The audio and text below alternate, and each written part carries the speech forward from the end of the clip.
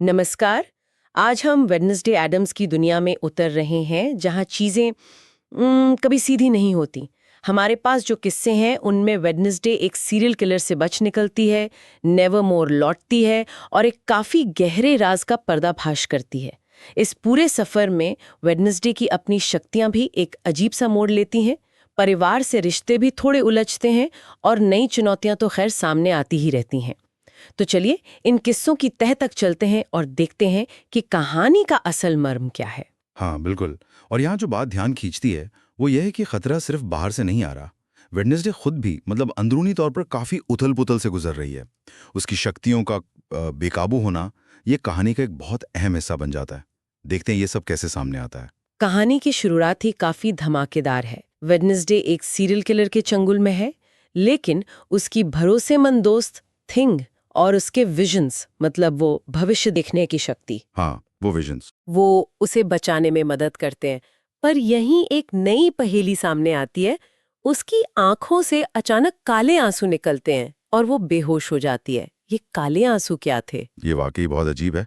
ऐसा लगता है कि ये उसकी शक्तियों के उस अनियंत्रित और शायद ज्यादा खतरनाक पहलू का इशारा है जिसका जिक्र गुडी एडम्स की उस पुरानी किताब में भी नहीं मिलता। अच्छा। किताब में भी नहीं। नहीं, और यही बात फिर उसकी माँ मोर्टिशिया के साथ उसके मतभेद की एक बड़ी वजह बनती है।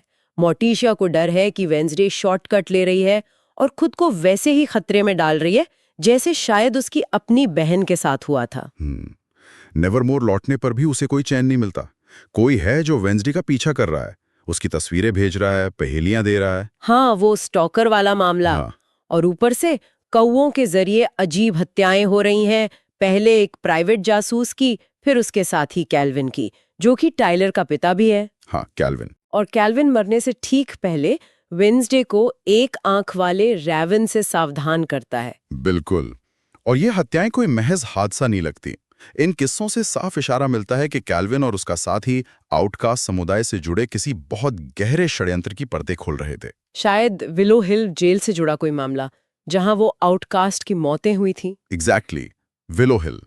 कैल्विन को अपने बेटे टाइलर, जो हाइड बन सकता है, उसका वो हिंसक रूप, उसकी सुरक्षा की भी चिंता थी। ये सारी बातें वेडनेसडे को विलो हिल की छानबीन करने पर मजबूर कर देती हैं। इसी बीच एक और थोड़ी हटके घटना होती है। पगसली गलती से बिजली के झटके से एक लाश को जिंदा कर देता है। वो ज़ॉम्बी वाला किस्सा है। हाँ, जिसके सीने में कोई मशीन जैसा कुछ लगा था, एक तरह का ज़ॉम्बी, और वो भागकर लोगों को मारने लगता है। दूसरी तरफ वेंसडे का पीछा करने वाली एक लाल बालों वाली लड़की निकलती है। हाँ, वो स्टॉकर। पता चलता है उसके पास गायब होने की शक्ति है और वो तो बस वेडनेसडे को इम्प्रेस करना चाहती थी। है ना अजीब? बिल्कुल अजीब। लेकिन कहानी का असली और शायद सबसे गहरा मोड़ विलो हिल जेल में आता है। वेडनेसडे और उसके अंकल फेस्टर को पता चलता है कि जेल की मैनेजर जोडी ही असली कातिल है। वही प्रयोग कर रही थी आउटकास्ट पर। हाँ वही। पता चलता है कि जोडी और उसके पिता, जो कभी नेवरमोर में पढ़ाते थे, वो शक्तियां चुराने के लिए आउटकास्ट की डीएनए पर गुप्त प्रयोग कर रहे थे। और जोडी को इससे पक्षियों को काबू करने की ताकत मिल गई थी। बाप रे। और क्लाइमैक्स में एक और बड़ा धमाका होता है। टाइलर यानी हाइड भाग निकलता है और इस बार वो पहले से कहीं ज्यादा ताकतवर है। हाँ, वो अपनी पुरानी मास्टर लॉरेल गेट्स को मार देता है और वेडनेसडे को भी बुरी तरह घायल करके जंगल में गायब हो जाता है। बहुत इंटेंस मोड था ये। सही कहा। यहाँ आकर कहानी की कई परतें एक साथ खुलती हैं।